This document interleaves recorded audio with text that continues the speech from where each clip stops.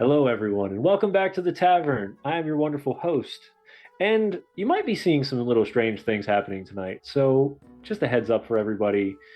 Running on a little bit of a lesser rig tonight. The whole house is packed up, so that's why the blur is on. But I'm not going to go into much of that because, in all honesty, I just feel like I was, as a tavern keeper, I was robbed. It's what we're going to go with, and this is how we're going to go. I have a wonderful guest tonight, and we haven't been able to have too much conversation yet. But one thing that caught my eye more than anything about them is their amazing details that they add to their I wouldn't call it costumes, their garb, their clothing, because, and that's what interested me to get them on the show. Now, Zan is, I believe, one of many from Felon Fair, and I'll let him kind of give a full understanding of who they are. But if you're looking for anything to get ready for a medieval reenactment or a performance of some sort, these guys are where to go. So without me just sitting here talking the whole time, I'm going to let Zan kind of give us a little bit of a insight on what Felon Fair is, and then we'll dive into our adventure tonight. Thanks so much, James. Yeah, I'm really appreciate you guys having me on. It's always fun to talk about this sort of stuff and just share the stories that we all enjoy. And that's what we really are about at Felon Fair. We're about sharing stories and just the joy and the community and the camaraderie that comes along with good stories. So we love to tell stories, and we love to help other people tell stories. So we do photos and films and that sort of stuff where we're actually creating stories that we can share with everyone. And then we create costumes that people can buy. We host events people can participate in so that they can go tell their own stories, because stories speak to the soul. And it's why we're here tonight. It's why there's passion around things like D&D, because there's something about storytelling that is innate to human nature, and the way that it can inspire and bring hope and joy is just really powerful. So anything that we can do to facilitate that is what we're all about. Well, I couldn't have said it much better myself. Because truthfully, you're absolutely right. Storytelling is so natural to many of us, and if you look back to it's the oldest form of language that we have. And it's funny, with all of the technology that's around us and everything that's happening, how we still get that same enjoyment and excitement that you get from telling a story behind that curtain. So because this tavern has grown over the last two or so years, we have implemented something to give back to the community. Now, this does have a little bit of a charge, but it is a community charge. It is not something that we ask one person to take on if they can't do it.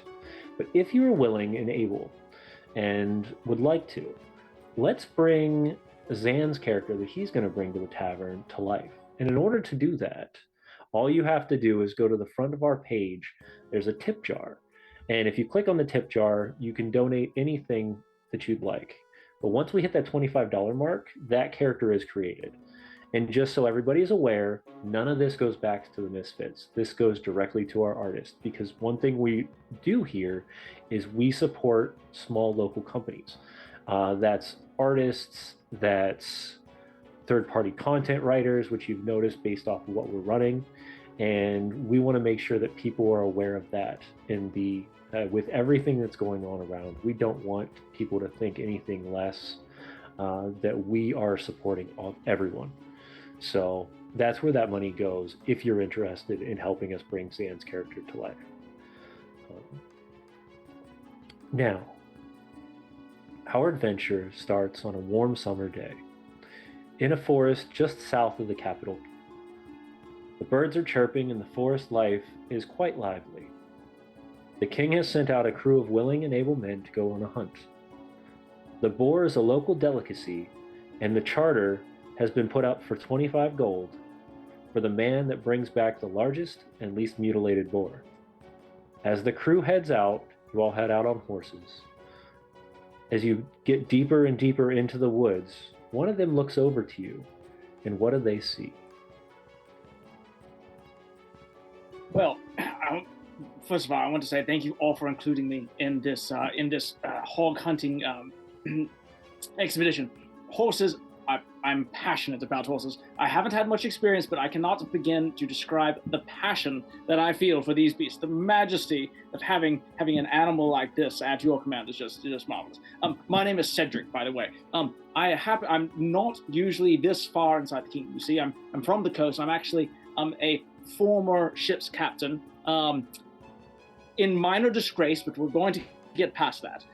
But I can't tell you how excited I am. Souse hog's face is my favorite dish whatsoever, and I'm hoping to get a little bit of that at the end when we get the boar. And I mean, obviously, of course, we can buy whatever we want for the gold. But I'm very excited about the idea of swine's flesh for dinner. And thank you all for, once again, the newbie. Appreciate that. Well, I can see that your character is very charismatic. I can see that you are a prior ship captain, which we're going to dive into that a little bit because that's always a fun one to understand. So, what type of gear is Cedric wearing? Well, of course, I mean, I still wear my uniform coat. I may not have a ship anymore, but a solid blue uniform coat, a good solid wool, well made. Very, very important. Of course, my golden embroidery to let everyone know that I am indeed a captain. It's very important. Other than that, nothing. Good hide, tall boots, good for jumping from ship to ship in action, or of course, riding a good horse. And then, of course, I have my good sturdy boarding saber. It's always very important. And then, of course, I have keep a number of important objects that one might need while out and about. Some good, a pouch full of a rope and the likes. And it's, what the things a sailor can do with rope would really surprise you. But otherwise, I go really lightly armed. I don't carry too much equipment unless I'm going into action with the lads. So for out hunting a wild boar, it's nothing but my good old boarding saber. That'll do me. That is fantastic. So, you say you're on the water? Most of the time when I'm lucky, yes. Yes. The captain, mind you. Former captain, yes. Former captain. Yes. Now that means there's a story behind it. I'm afraid so, yes. I'm afraid so. Something happened? Something that might be an issue? I don't think it was really my fault, technically.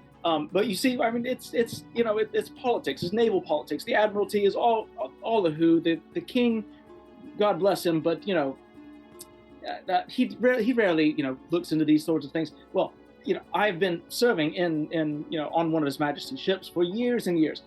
Rose from sniveling little midshipman all the way up to the captain, god amongst men upon the quarterdeck. And of course, we'd sail after pirates, whoever the king's foes were at the time. And after many a daring action and cutting out expedition, we went to war with a couple local countries. And then one of the problems was we would, in order to fund our nautical expeditions, of course, we'd take prizes, capture a good ship now and then. And unfortunately, we captured a ship that we had just actually signed a peace treaty with their kingdom. And after sending the crew to their long graves and bringing it back in and selling it off to a local merchant, I found out that I owed that country the entire price. So I, and with no more war, the Navy was, downsized, as it were. And so I found myself washed up upon shore, massively in debt, unable to get a ship. So I'm actually laying a little low as it is, trying to stay away from the port towns where I'm so well known, in case debt collectors come calling. But I'm actually hoping to go to the capital to entreat the Admiralty for a new ship, because I don't want to end up in a debtor's prison. I figure if you can catch this boar, though there are many around that seem to be just as ready and able. Maybe I can give the old admiral a kind of a nudge, and see what we can do for you.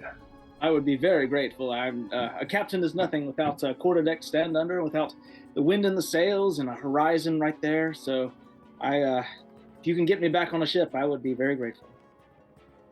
Well, that was a fantastic way to start this. Oh my goodness, I'm so happy.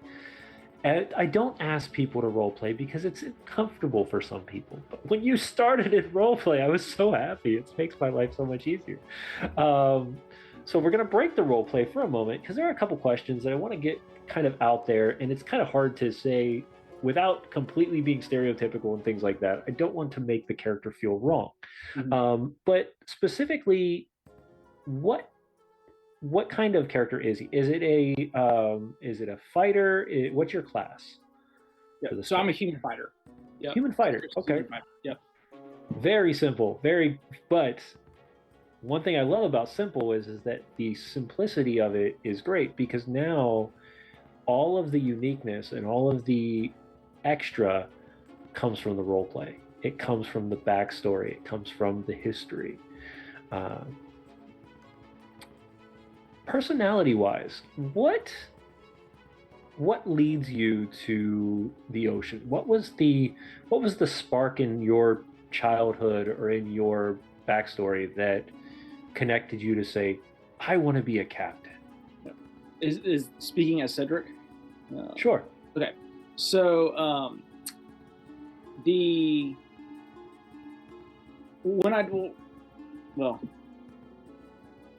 going to be honest. I don't know that I've gone that far. Hey, it's no worries.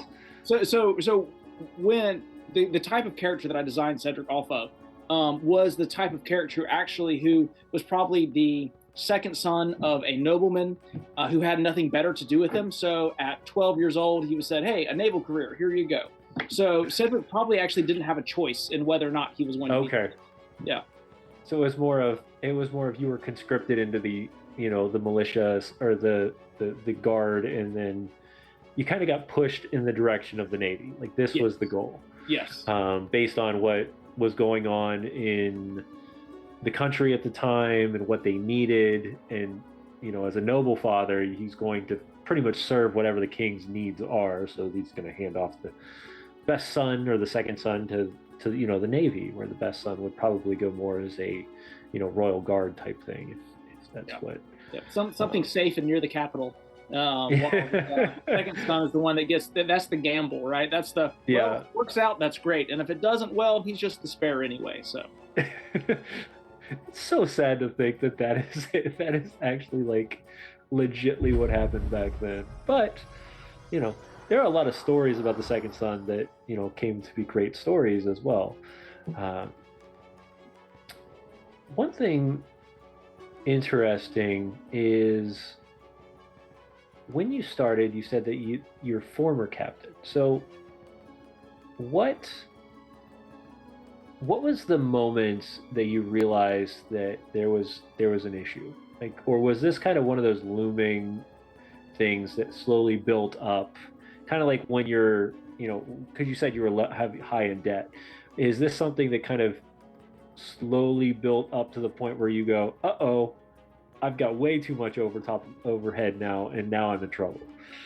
No, this was a much more dramatic thing. This was Cedric going out, being dashing as one is, and taking prizes upon the sea, capturing enemy ships, sailing home in victory, ready for his laurel wreath, only to find that all the people, word travels slowly across the sea. Peace treaty had been signed. He took all these prizes, killed men, burnt ships after peace had been declared. And so he was met with a lawsuit for the total price of all the enemy shipping he destroyed. And that was laid at his feet. So he had to find employment quickly, lest he be laid by the heels and thrown in a debtor's prison. Wow, I will tell you that is first off, for your dungeon master, you have just given this man gold, because I could write an entire adventure just off of the backstory that you just gave me there, of the different things you would have to do in order to, regain your, well, at this point, regain having some sort of gold to pay off all the debts.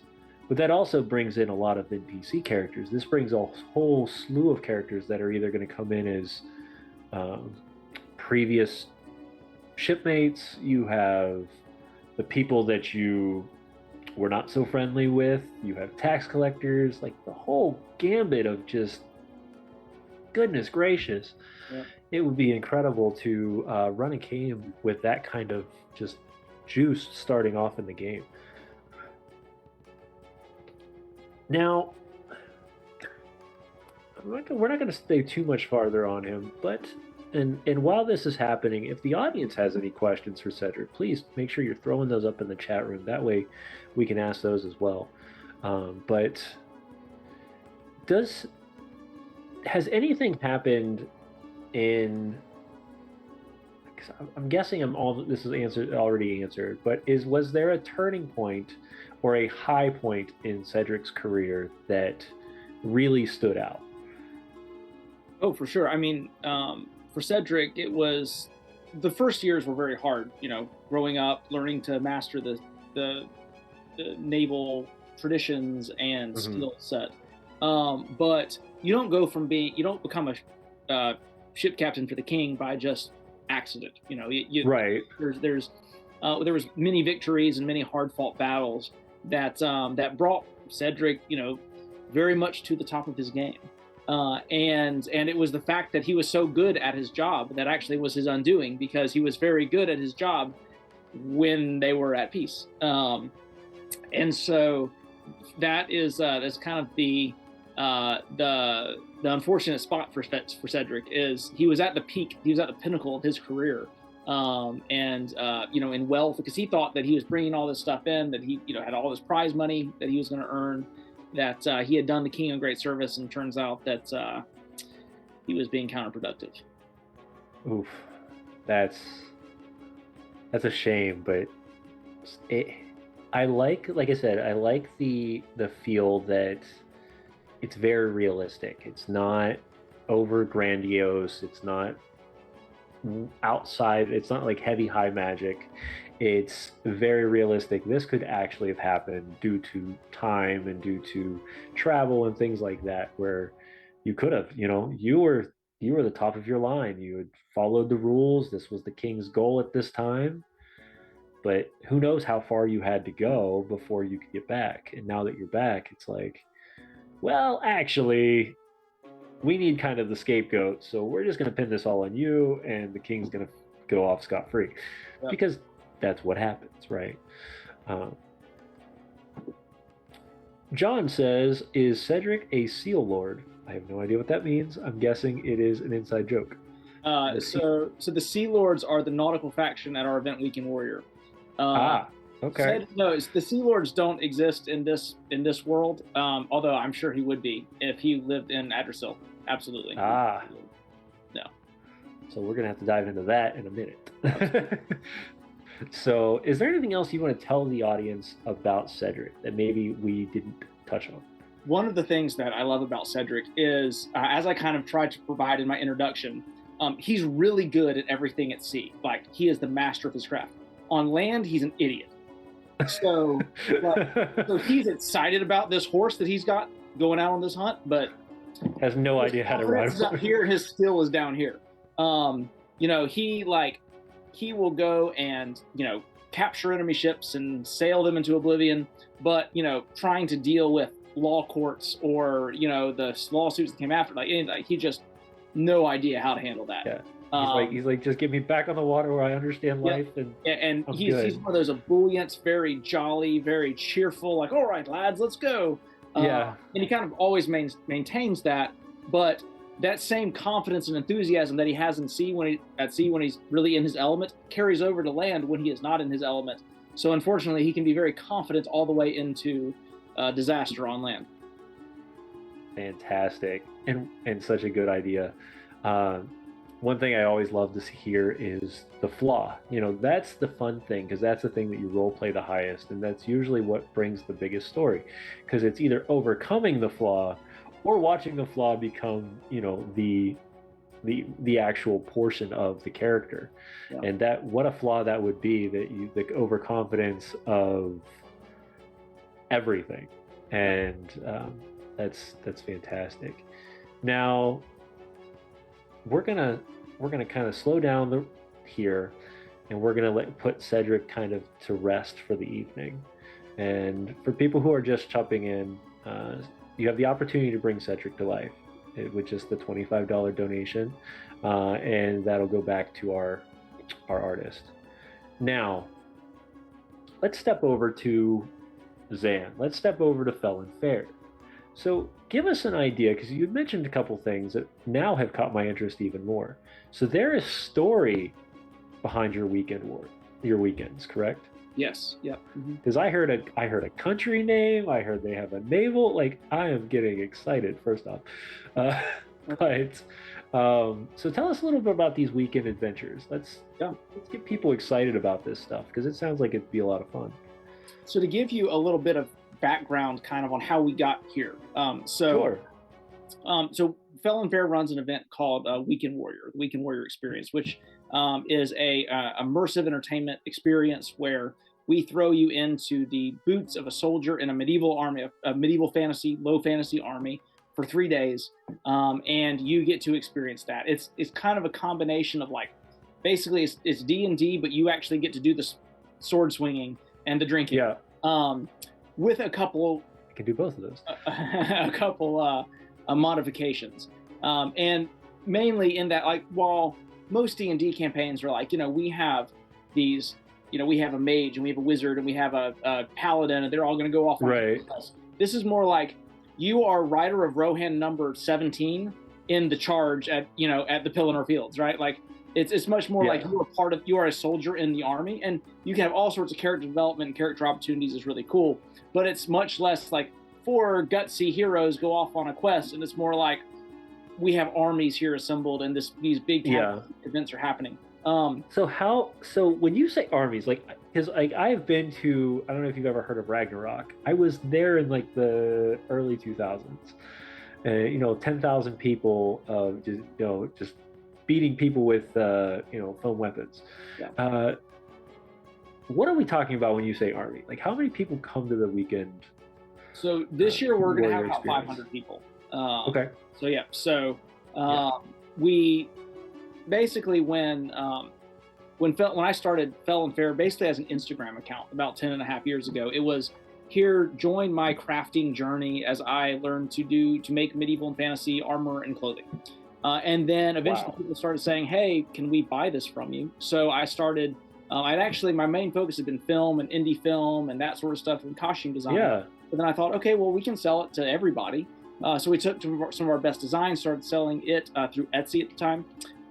And that began to grow.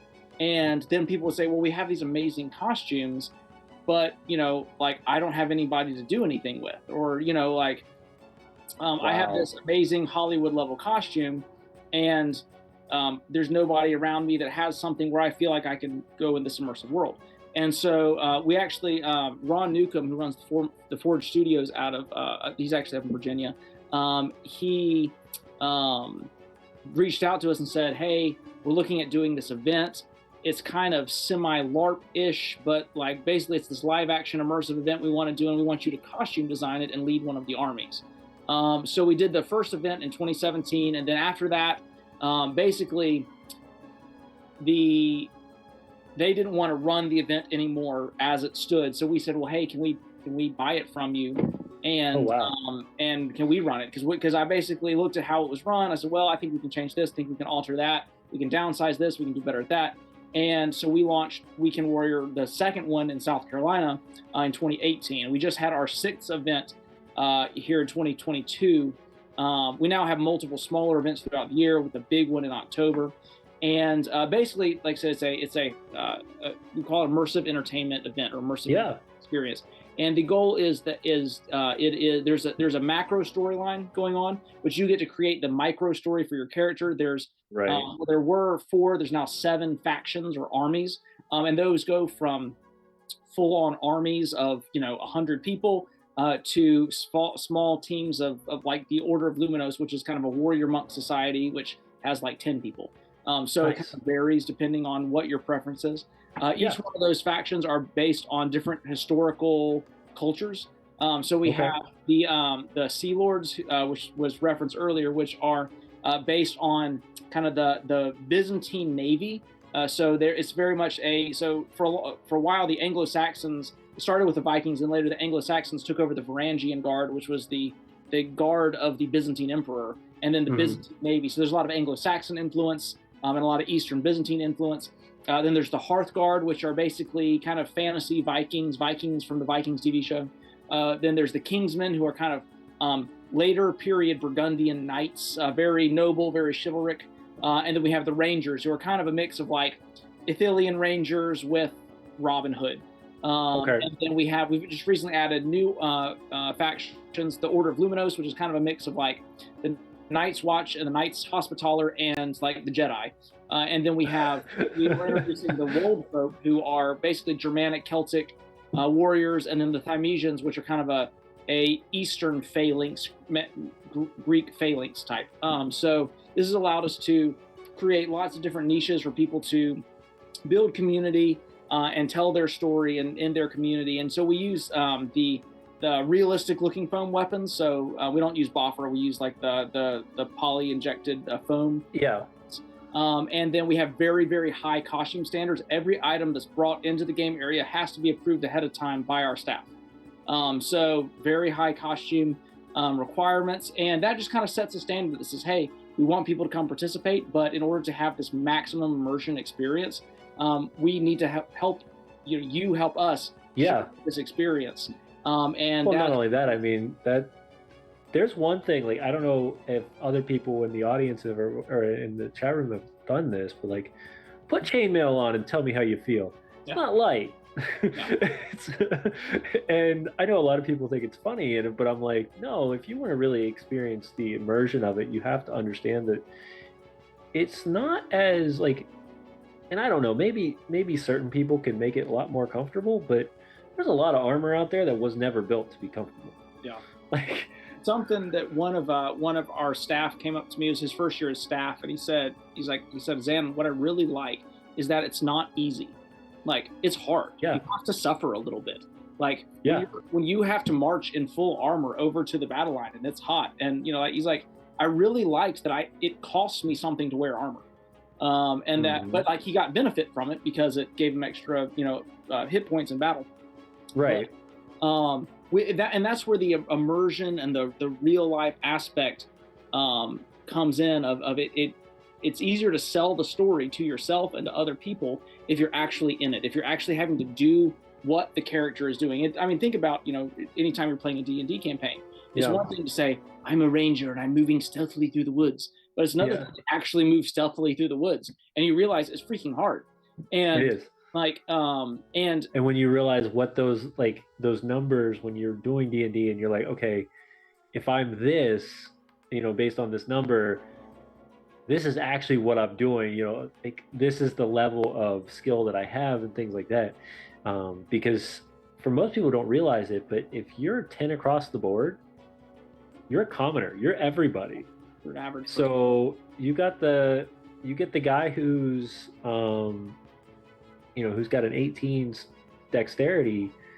We're talking athletic, like collegiate, professional athletic levels. We're talking, they've done extensive training and they know the skill, things like that. People don't really put those things together sometimes when they think about that.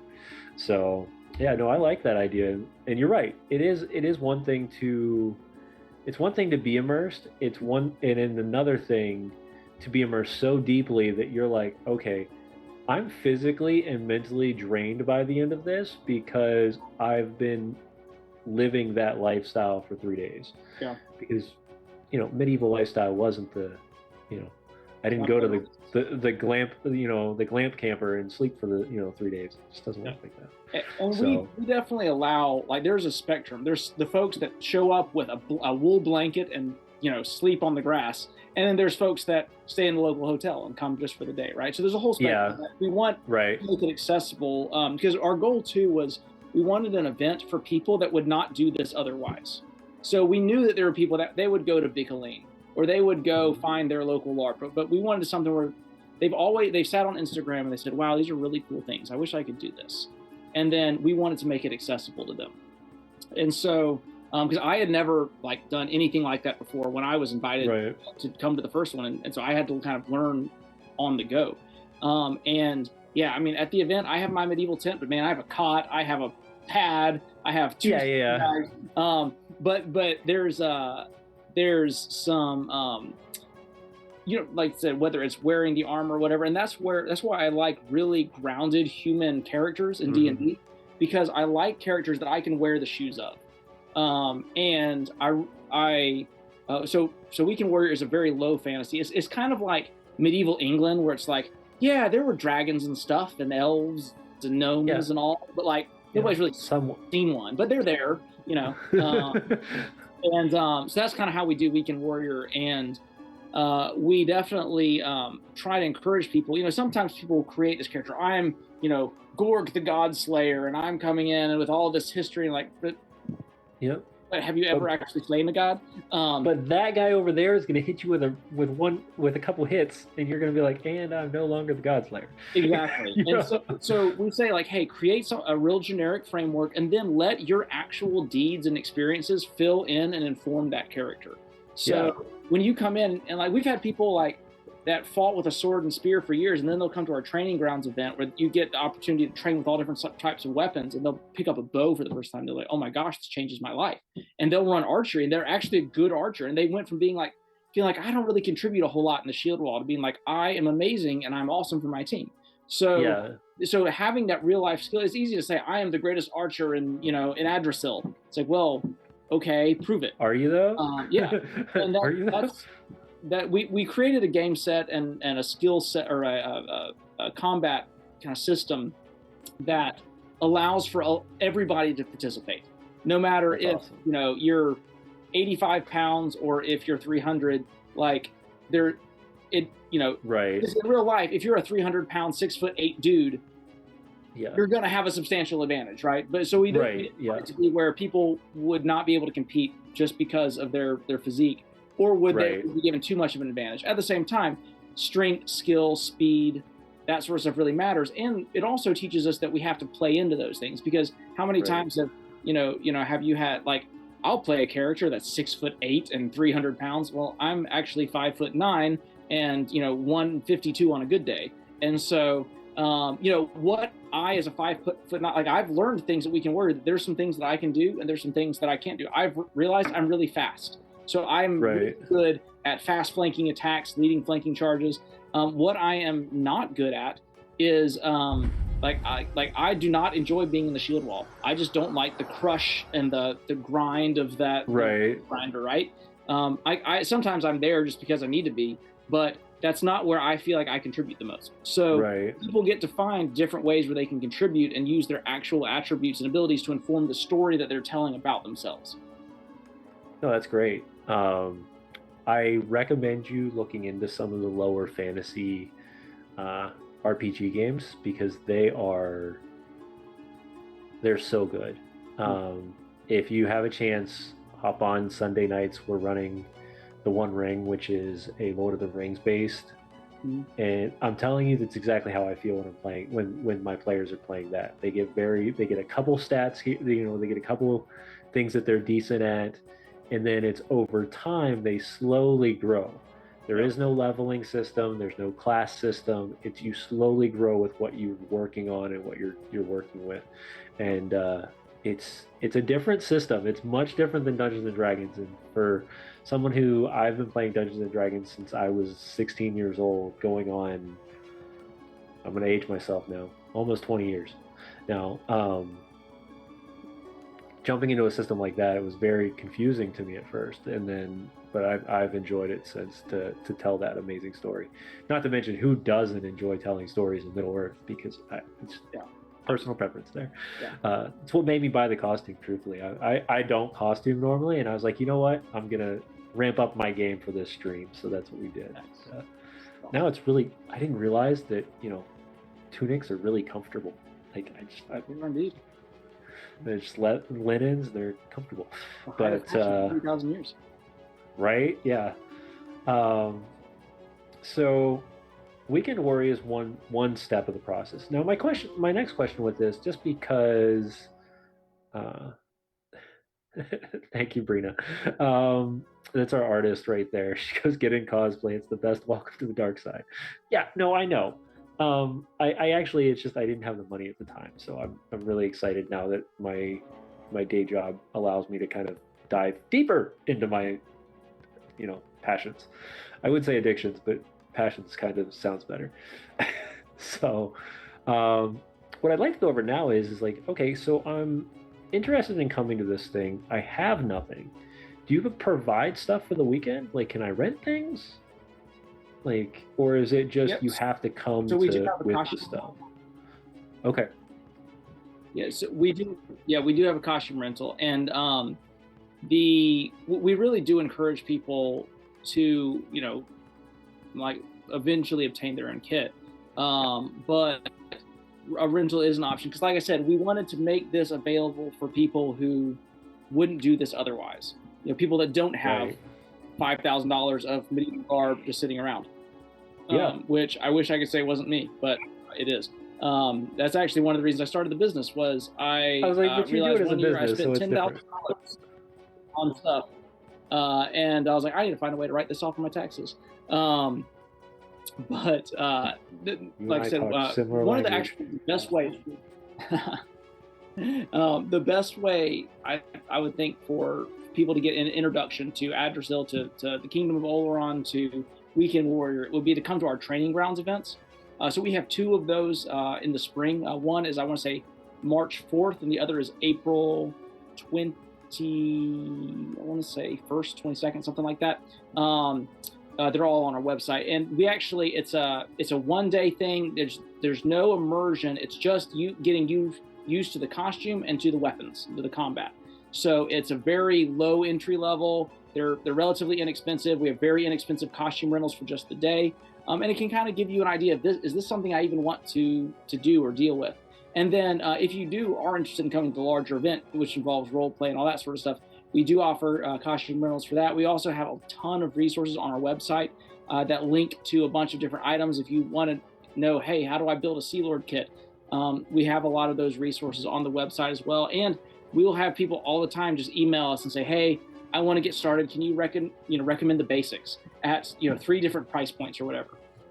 And we're happy to kind of help out people, because once again, we are coming into this industry as outsiders. And so we had to figure this all out on our own. So our goal is to be able to pass that on to everybody else so that they don't have to reinvent the wheel, as it were. Well, that's awesome.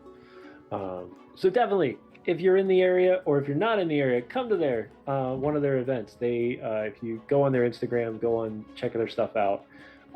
I am super psyched. I'm going to try to plan something, probably summertime, because I'll have enough time from work to cut away for a weekend and go gallivant in the woods for a couple days. That'd be great. So for just because of curiosity, so when you say price points, what are people looking at? Right. So it really depends. There's a couple different companies and stuff that kind of are at different levels that we usually recommend. So I would say, like, there you have your Toyotas of the industry. So like Epic Armory is what I would call is like your kind of your entry level. I would say that Fell and Fair is we're probably like your Jaguar of the so we're, and then there's like the Ferrari of like Arm Street or something would be the Ferrari of the industry. And then there's everybody kind of in between. So I would say that you can probably put a base kit together that's acceptable for like Weekend Warrior standards for if you want a weapon, like a good weapon, I would say $500. If Okay. you want a high, like a quality kit that has a couple extra accessories, really good materials, is actually out of linen, it's not made out of cotton, you're probably looking at 800. My Okay. recommendation is when I tell people about Weekend Warrior and they say, hey, it's a year out, I want to come to it. I say, think of this as like your annual Disney vacation. It's going to be 3 days. It's going to be a trip because you got to budget travel. You got to budget your stay, whether that's camping gear, hotel, buying a medieval tent, whatever that is. You're going to want to buy drinks there. You're going to want to buy merch, that sort of stuff there. You're going to need to, buy your ticket for the event, and then you're going to need to buy your equipment. So I would say that like most people, and now the great thing is once you start, like once you have your kit, it's a lot cheaper. So every year Right. you travel and the ticket, right? I would say first year, you're probably running between all expenses $1,200. After that, That's still, 6 to 7 for a hundred. weekend though, that's still not bad. Yeah, now that's not counting flying from Canada or something, which we have people. Yes. Do. But if you're driving, 3 or 4 hours, 5, 6, 7, 8 hours, and you're camping or staying in an inexpensive local motel, and you're buying a kit, like one of the things that we've had to overcome is the concept where people will say, well, my local LARP charges $15 a person to cover insurance, and I, wear my tunic and a bandana and I have a boffer sword. So why are you so much more expensive? And what we've kind of had to explain is like, that's a great thing. That's good. We're all about that. But if you want to have this immersive experience, then it requires a lot more work on our side. For example, we hire a caterer that makes us medieval meals, like 6 medieval meals, and that they come out into the middle of nowhere to serve to us. We have all sorts of atmospheric and aesthetic things that we set up. We have a staff of 80 people that are there that are actually all volunteers, but they need equipment, they need gear, they need that sort of stuff in order to help tell the story and lead you and progress you through the story. And so that's kind of what contributes in the same way where you'd pay, $350, $400, $500 for a weekend Disney pass. You're going to basically, you're looking at a similar cost for that. So I tell people, hey, if it's a year out, you just budget $150 a month. Just stick it aside. And what I tell people is, so our tickets don't go on sale until I want to say June 1st. Okay. I'll find that out. So I say, hey, like, get your kit basics first, because a lot of times what people will do, I've seen people buy this really cool armor, then they'll get to the end of the year and be like, I can't afford a ticket. And I've seen people, with $2,000 kits complain, well, I can't afford a $300 ticket to come to the event. It's like, well, but you have $2,000 of armor that is going to sit in your closet and do nothing. So being having some planning and some forethought to that. Buy your basics, buy your ticket, then buy your bonuses. Then buy the fancy armor, then buy the second cool sword, that sort of stuff. So, and I've actually have kind of simulated. So one of my other hobbies is I do airsoft milsim events, and the reason I did that was to experience what it is like to be a Weekend Warrior player. So I was like, I want to go to a similar type thing. It's one thing that we often say is like, Weekend Warrior is basically medieval milsim. We're simulating a medieval military life. Right. I was like, well, I'm going to go do a milsim, because that way I know what it's the stress of figuring out what I have to wear for my costume, getting the right kind of weapon, making sure it's functioning, getting the right kind of equipment, traveling, setting up my camp, getting checked in. So we go to one of those every year. Our most of our staff goes to a milsim every year, just so we can experience what it's like being a Weekend Warrior player, so we can learn how to better serve our players. That's good. That's definitely a plus there. I'll tell you, milsims are no fun. But that's partially because I'm an actual military member, and I went to one and I was like, yeah, no, this is not what I enjoy about the military at all. I was like, but it was a good time. When I did try one, I was like, okay, this is different. And I'm not getting, and when I'm getting shot at, I'm not actually getting shot at, which is great. I'm okay great. With that. Real plus. Yep. Yeah. So and the plate is fake, which is nice. So you have a lot. Yeah, exactly. Right. So that plate carrier weighs a lot less. Yeah. Yeah, that's not fun at all. So I have enough visibility from the VA for my back already. I don't need to add anything more to that. Yeah, I've got my VA rep. I can pull a charter out for the damn thing. Yep. But yeah, 11 years today. So that's where, this is my last day active duty in the military, and then it's off to the civilian life. So Nice, congratulations. yep. Welcome to the dark side. I said the same thing, and um, without going too down that rabbit hole, because that's not what we're here for. The civilian side's not as bad as it felt when I went in the first time. So There's definite pluses and minuses. I think that yeah, I miss a lot of the structure, but at the same time, I really enjoy not having to get up at 4:30 in the morning. And I will say though, surprisingly, I'm a military contractor now, but surprisingly, I wake up earlier to be at the office than I did when I was in the military, and I was like, this is dumb. Now, mind you, I get off 2 hours early from work, so there's that portion of it too. So I was like, it's not that bad. The 8-hour day compared to the 12-hour days definitely is a plus. Yeah, so, sure. But no, people that are watching this, at least for me, it strikes a very strong heart chord, because I love the idea of being able to not only tell the stories, but to immerse myself within those stories. And that's one thing that we've always told people about the Misfits is we're here to give you an immersive story, not just a story. And what better way to do it than everybody actually being in full garb and around the table, and I would personally be that person. I would go to one of these things and fight all day, and then at the end of the night pull out dice and play all night. Like, this is just how I am. I do this at cons. That's the crazy thing. I run myself ragged for 3 days straight, and then come home and sleep for a week. It feels like, but it's just me. It is. It really is. And how cool is it? Just want to kind of give you some credit there, that you took something that you were like, man, this is expensive and I need a way to write it off, and now look at what you've done with it. It's become a full-time experience for you, which is incredible. So and an offer that you can give to others, which most people can't say is often. So props to you on that. We're about 15 minutes till the end of the show. At this point, we're going to ask if you guys have questions for Zan about the Weekend the Weekend Warrior experience, or Felon Fair, or how do I get involved. We're going to relink the chat, the information in the chat of checking out their website. But if you have questions, toss those in the chat room, and we're going to pick those up off and on as we step into the final section of our show, which I call Roll for Inspiration.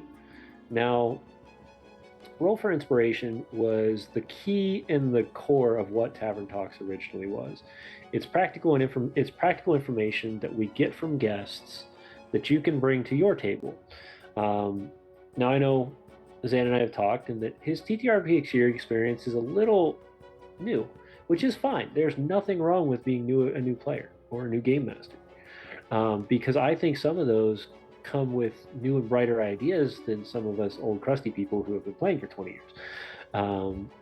Just last week, I learned a new trick that is not off the top of my head, because I've had so much going on this week, that I had never heard before. So if you want to hear something about that, you'd have to go listen to the end of last week's episode with Mike from Mike's Guides. But let's dive into those, shall we? So this doesn't have to be about Dungeons and Dragons. It can be about Felon Fair and your experiences there. But are there any books, TV shows, or movies that kind of get the gears turning, or that you say, like, this is the best, like, you got to read this book, or you got to go watch this movie, that you would recommend to people? Well, I think we're preaching to the choir here when we say The Lord of the Rings, right? I mean, it is the pinnacle of I mean, if that's what you're pulling, yeah, I mean, we can do that. But I like to ask people if they've got something a little more off wall. Yeah, we all know the normal. But yeah, film and books, both sides. Lord of the Rings, my favorite. The Ballad of the White Horse by G.K. Chesterton is one of my favorites. It's an epic poem that Chesterton wrote about the Viking invasion of England. One of my absolute favorite sources of inspiration, just so poetic, so beautiful. So if you were looking for like an early medieval dark age sort of epic poem, is awesome. Also, like the Wheel of Time series, like the Amazon TV show is absolute rubbish, but the books are really good. And so if you watch the show and are like, this is utter rubbish, well, try the books. Right. So and I would say my favorite book series are Lord of the Rings. Next is the Aubrey Maturin series, the Master and Commander series by Patrick O'Brien. So it's not fantasy, it's historical fiction, but amazing. You'll learn more about nautical history, naval history, and that sort of stuff. And it's just a really great example of good writing and good storytelling, and writing good friendships in books. I just really, I think I've read the whole series probably 4 or 5 times, and it's just a constant source of joy and encouragement to me. Awesome. Then I would say Wheel of Time is next. Also, Bernard Cornwell wrote his, what was it? The first book is called Harlequin, but he wrote a series on medieval English archers. It's really good in the 100 Years' War.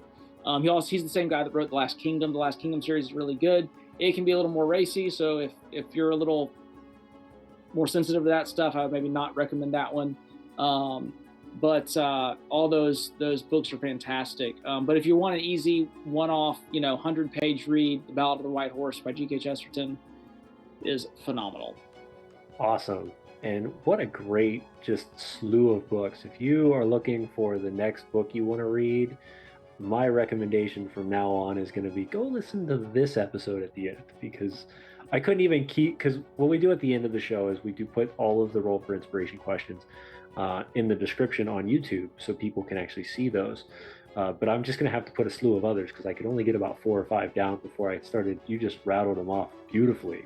I was like, wow, I feel like most of the reading I do nowadays is TTRPG related. So it's like,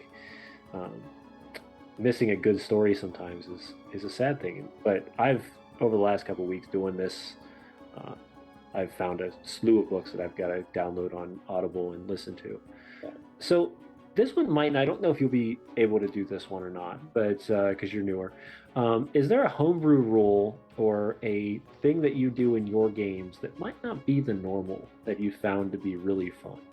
Yeah. And if you say, hey, when we attack, we actually hit each other with foam weapons, I understand that completely, but no, that's not what I'm looking for. Yeah. I don't know. I'm not versed enough. So for those of you that don't know, I've been playing D&D for about 3 years now. So I'm not super experienced, never DM'd, but I very much enjoyed my experiences. So I don't know that I am versed that well enough. What I do know is, in my character creation, both from Weekend Warrior and from D&D, really play to your strengths, and that's something that I have found. Taking a character trait or a strength that you have and then really emphasizing that is something I think that gives you a more grounded experience, and helps you portray that character better, which not only increases your experience but increases everybody else at the table's experience.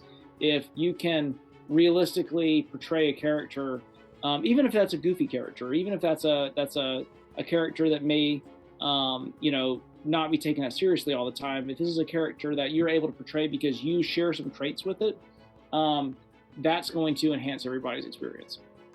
Awesome.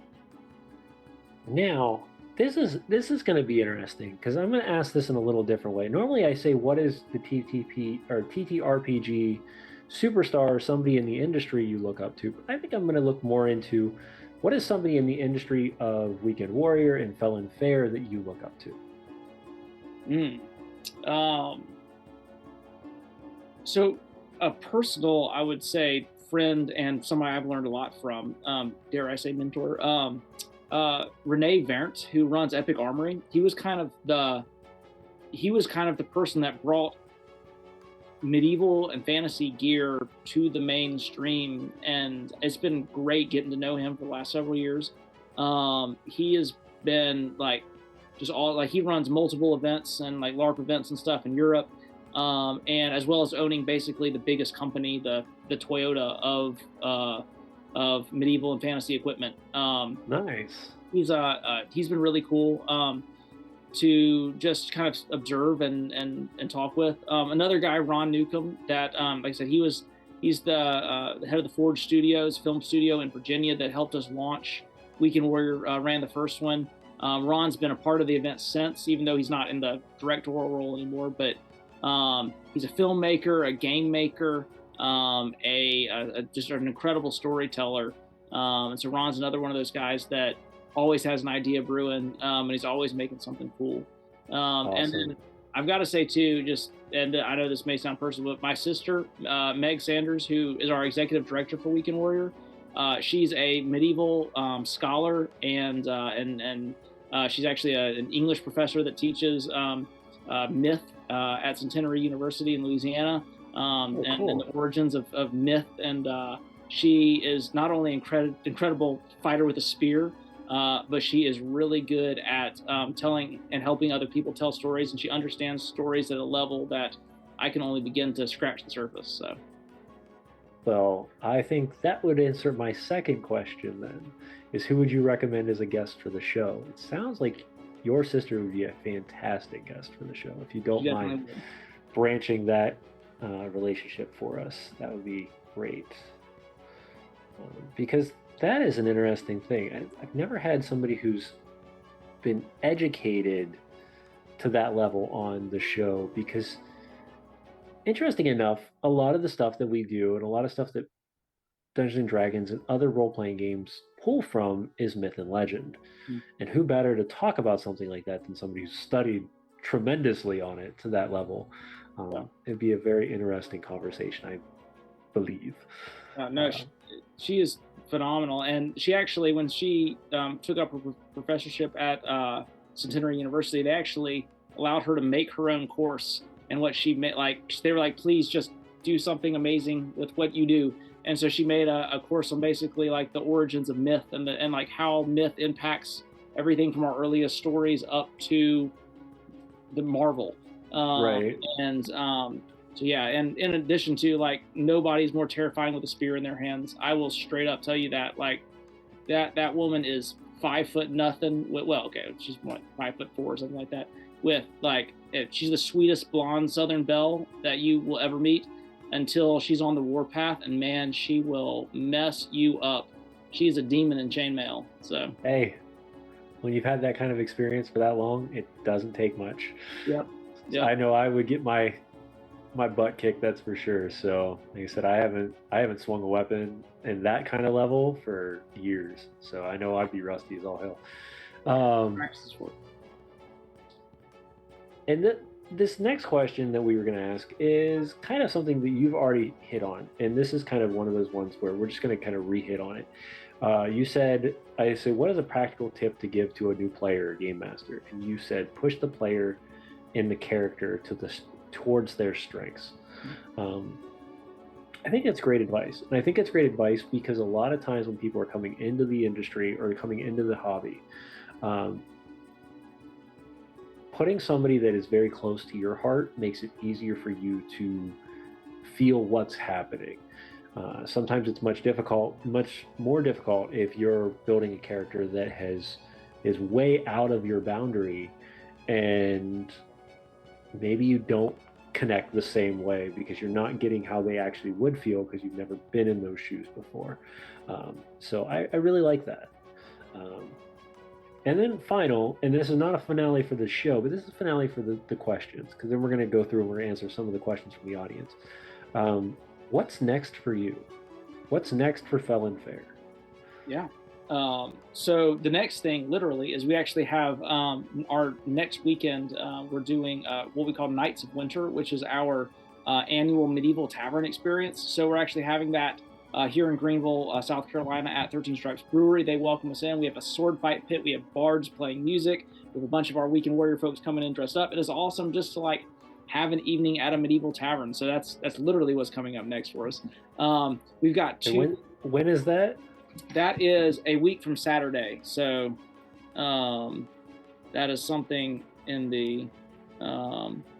Week from Also, I'll let you know, my sister is 28th of streaming January. this, and she just heard me set her up for that.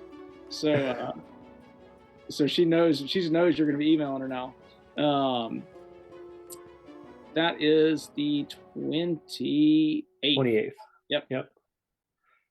That sounds like fun. I might see. Let me rephrase that. I would love to come. Truthfully, I think it'd be a great experience. I'm not sure my wife is ready to let me leave the house yet after we're getting ready to move tomorrow. So I don't know. It'll happen again. If you don't make it this time, we do it every year. But that's kind of the taste of some of the camaraderie and the atmosphere that we have at Warrior in the evenings. And then we have training grounds. We have 2 training grounds events, which are basically not boot camp in the sense of like doing push-ups and scrubbing bathrooms and stuff, but like it's boot camp in the sense of basic weapons training and basic team combat training for Weekend Warriors. So we have those 2 training grounds events, one in March, one in April, and then we've got our main Weekend Warrior event coming up in every October. We're exploring some new things. We just actually got our first horse, which has been very exciting. So we're is that Bree? Is that who you were talking about? That is Bree. Yep. So we're kind of starting a stables with a goal of adding that to our events and kind of adding an extra level of immersion and just showmanship to kind of what we're doing, and just also learning a cool new skill that we can be part of, and another thing we can share with kind of that, and going back to giving characters things that they can relate to and that they can portray well. Sometimes that means going out and learning another skill. It means learning to do something. It means giving yourself a new experience to then bring to the game. Once you have stood in a shield wall, it's much easier to write about that, to explain that. Now, obviously with a big caveat there of it's not a real war, right? But once you've had to hike for a couple kilometers with your friends in full armor in order to outflank your enemies, what that desperation, and your heart is pumping and the chainmail is clinking and you can hear the horse's hooves clattering and you hear cheering over the edge, and the other half of your army is engaged and that they're losing right now, and you have to get over that ridge and get down, those sort of moments, until you go out and get those experiences. Because this is something I'm very passionate about with my D&D community, with Weekend Warrior, with Fel and Fair, is don't let reading the book, watching the movie, playing the game in your living room be the end of your adventure. Don't let that be the end of your journey. Go out there and have these adventures and experiences for real, or as close to real as you can get. I don't really feel like getting swung. I've seen full reenactment of medieval stuff. Oh yeah. I don't want to get hit with a metal weapon. There's a risk-reward thing. But don't go pillage a monastery. Some of you are already on your way. You've got your battle axes ready and you're ready to go pillage a monastery. Please don't. That's not cool anymore. But go out there and have some of these experiences. Your life starts at your doorstep. So it is awesome to be inspired and encouraged and build community around all of this stuff. That's why we love it. That's why we spend our time, energy, money doing it. But that should be propelling us out to new experiences, to new community. And that's what I would encourage people there to do is don't let this be the launching point. Don't let this be the end of your journey. Fantastic. I love that. And what a great way to wrap up tonight. I can't wrap up tonight. Hold on. I gotta zoom up on because I've got to ask. There's been a couple questions, and a lot of these questions are based around the character. So I want to make sure we're asking those. Tarkless Table says, "Who has the best faction? Why is it the Sea Lords?" Now that's a little bit biased, but I don't know. Yeah, so there is an awesome, unique element to all of the Weekend Warrior factions. I am a Sea Lord, a Weekend Warrior. Okay. And the main reason for that is, remember, from the foundation of Weekend Warrior, we were just brought in to costume design it and lead one of the factions. So the faction that all of Fel and Fair used to be Sea Lords. And then since we took over the event, we spread out our team, and we now have everybody involved. But as the faction leader, I kind of stayed with Sea Lords. I really love the people in the Sea Lords. I love our community. I love the aesthetic. That all speaks to me as somebody who was in the Navy. The sea, aesthetic was very appealing. Yeah. And I just love the community and the people that we have there. It's a very easygoing, jolly group of people that will drink you under the table and then wake up the next morning and fight you under it again.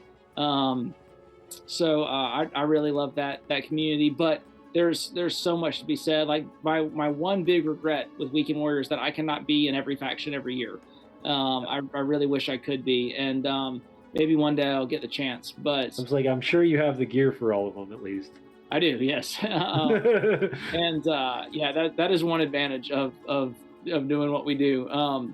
Yes, I would love to be in every one of them. But what I always tell people is, if you're looking for a faction, look through the website, look at their Instagrams, but find the one that you feel like spiritually is the wrong word, and vibe seems too Gen Z, but too new.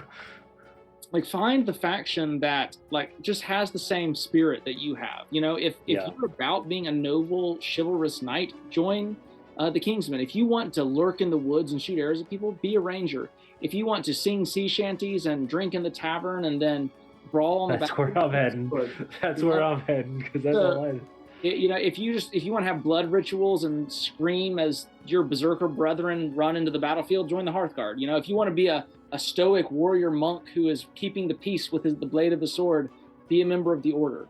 And so I think a lot of people, or some people, they'll either say, well, I have one costume in this color, or I like this color the best, or I'm afraid that I can't do XYZ. Like, just find the one that matches your vibe, and that group will welcome you in.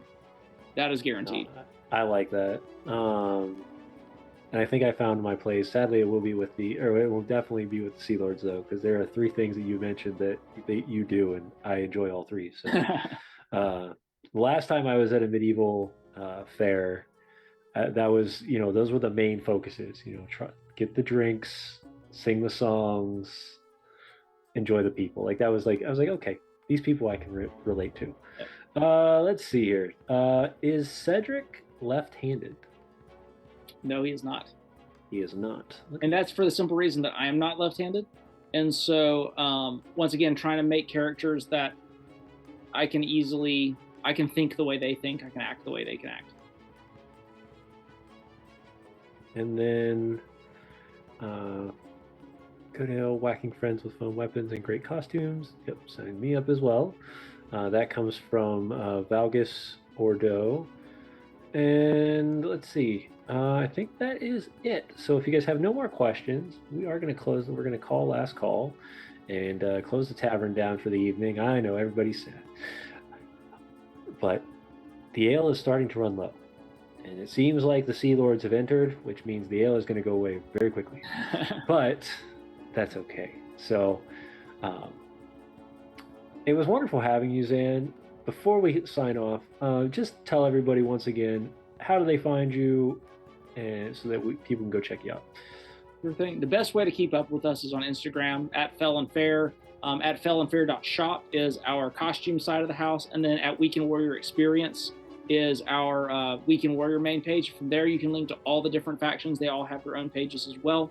Our website, felonfair.com, and then shop.felonfair.com are our main site, and then retail site, and then weekendwarriorexperience.com is our events site. Try to get that. You said Weekend Warrior Experience.com. Experience, yep. Experience. Oh god, let me see if I can spell this right. It is unfortunately Weekend Warrior all that Weekend Warrior Experience was the only one we could get. So hey, no worries. But no, thank you for coming to hang out with us tonight at the tavern.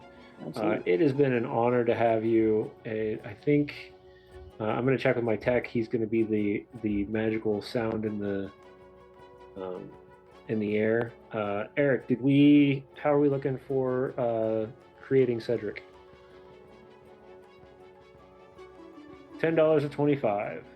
All right. So for people who are unsure of how this whole thing works, I'm just going to go over one last thing on it because I need to. Well, I'm going to kind of talk through this for a moment. And it's going to sound a little bit like gibberish, but what we do is we offer people who do this kind of a secondary incentive. So since you're here, and if it does hit, we do hit that 25 mark in total. And thank you, the person who has donated. That donation will just move to the next character until we get to that 25 mark. But what we do is we send out a Google Drive link. And when we give out the Google Drive link, it allows you as a person within the tavern to have access to that character that you saw that night. So I'm building that right now because, like I said, I'm currently in the mode of moving, so my schedule's a little off tonight. But here it is. Let me post that up in our chat room.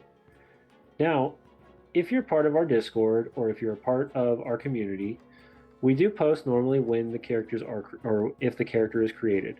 And if that's the case, all you need to do is keep a hold of that link right there. And it stays up for an entire month. And once our amazing artist who popped in the channel earlier today, Rena Luna, she will craft the character and then we'll put that character's portrait into there along with a token that you can use for your virtual tabletop.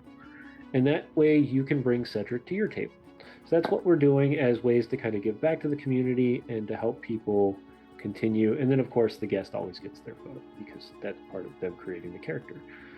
So keep an eye out on that. If it's purchased after the show, it's fine. It still goes to the showcase until the next show starts. So until then, hope everybody will come hang out with us on Sunday. As long as I have internet back, and this is just a heads up for everybody here, as long as I have internet back, we'll be running the One Ring once again, and we'll figure out where, now that our adventurers have headed south out of Rivendell, we'll find out what kind of shenanigans they're going to get into, and then come see us every Wednesday at 9 p.m. Eastern Standard Time for a new guest and a new character to be created. So until then, everybody have a wonderful, wonderful week, and we'll see you guys soon. Tavern is closed.